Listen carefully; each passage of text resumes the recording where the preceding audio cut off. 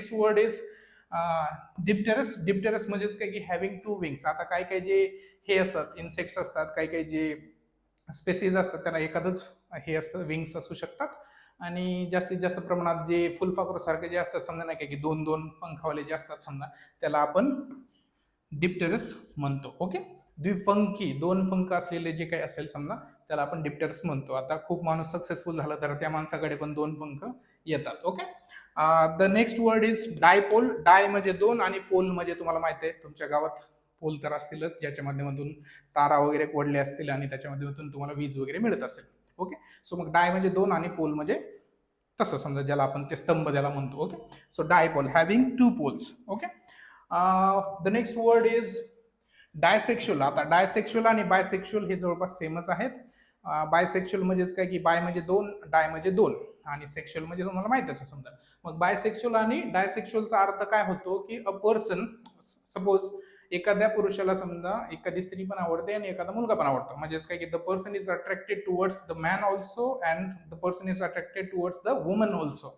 मग असा जो माणूस असेल, एखादा पुरुष असेल, त्याला आपण बायसेक्शुअल किंवा डायसेक्शुअल म्हणतो. म्हणजेच काय की that person is attracted to both the sexes. म्हणजेच काय की दोन्ही जेंडरच्या प्रति ज्या माणसाला किंवा ज्या व्यक्तीला, ज्या स्त्रीला किंवा ज्या पुरुषाला आकर्षण असतं त्या माणसाच्या सेक्शुअलिटी बद्दल ज्यावेळेस बोलतो त्यावेळेस आपण डायसेक्शुअल आणि बायसेक्शुअल हे दोन शब्द वापरतो. कुठले कुठले? बायसेक्शुअल आणि disexual. The next word is disyllabic. आता तुम्ही अलीकडच्या काळामध्ये तुम्ही बऱ्याच मुवमेंट्स पाहिले असतील, त्याच्यामध्ये सगळेच ABCD त्यांनी जवळपास कव्हर केलेले आहेत आणि अजूनही चालूच आहे. LGBTQ काय काय आहे त्याच्यामध्ये. आता तो ऑर्डर चुकलाय समजा, परंतु सगळं डिसऑर्डरच आहे या सगळ्या गोष्टींच्या बाबतीत, सेक्शुअलिटीच्या बाबतीत. ओके, सो मग LGBTQ वगैरे तुम्हाला आता ते कोणाला काय म्हणतात हे नंतर मग मी सांगेलच, परंतु बायसेक्शुअल आणि डायसेक्शुअलचा अर्थ हॅव्हिंग नाही काय की attraction towards both the sexes असं समजू शकता. The next word is disyllable. Di म्हणजे दोन आणि सिलेबल म्हणजे जसं आता हॅपी हा शब्द आहे, ह्या आणि पी हे दोन सिलेबल आहेत. म्हणजे काय की एका दमात जर तुम्ही जेवढे शब्द बोलू शकता तर त्याला आपण एक सिलेबल म्हणतो. जसं की काय, सिलॅबल, सिलेबल.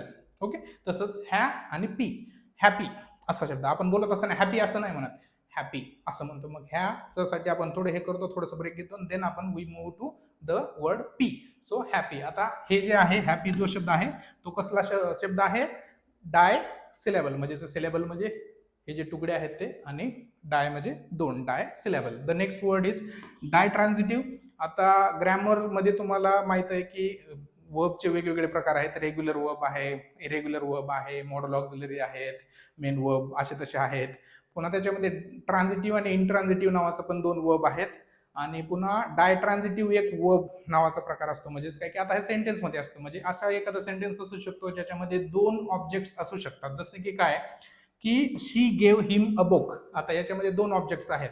आता सब्जेक्ट ऑब्जेक्ट वगैरे ते नंतर बघूयात, परंतु सध्याला काय लक्षात ठेवा की सब्जेक्ट मध्ये कोण, जो माणूस बोलणारा असतो, म्हणजे the person who is performing the action that person is the subject and the person is receiving the action that person is the object. म्हणजेच काय की शी, आता पुस्तक देणारी कोण आहे तर बाबा शी आहे, ती म्हणजे एक मुलगी.